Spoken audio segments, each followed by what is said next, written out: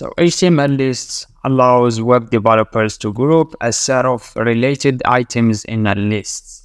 So what I mean by that, let's see it in a practice here. So we have our first type of the HTML series, which is the unordered list, and it starts with the with the tag like this one, and UL stands for the unordered list, and each list item starts with the li, for example, which is the list.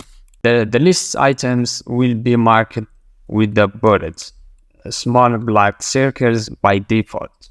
Let's make our first list here, apple, save it, and here we go. And as a second one, we want a list, for example, like coffee, save it, and this is our second list. The third one, we want to be a milk, save, and here we go. And you can see in our order list here, by styling it, to see what's going on here. Child, like we want to specify the border here to see it more clearly. Border for 2 pixels with a type solid, and with the color will be like green. Save it, and here we go. This is our unordered list, and it contains like lists inside it with unordered list.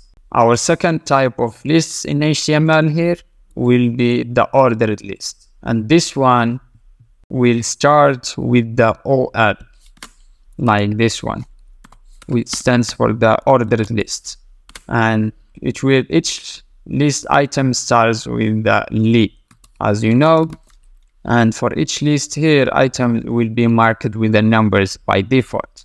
Like if we have, for example, let's copy this one and paste it inside here. In our ordered list here, you will see the difference immediately. So the list items will be marked with the numbers by default.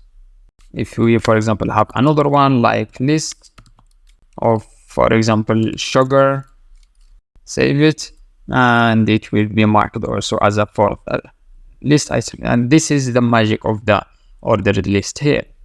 And we can also style it to see it furthermore clearly with a background of green. And there we go.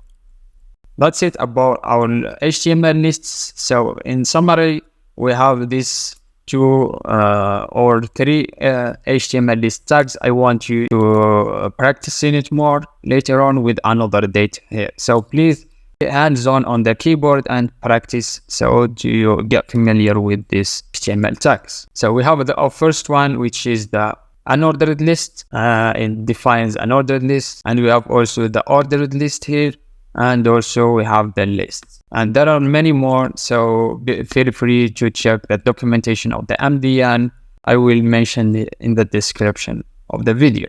So thank you, and next we will learn about the comments.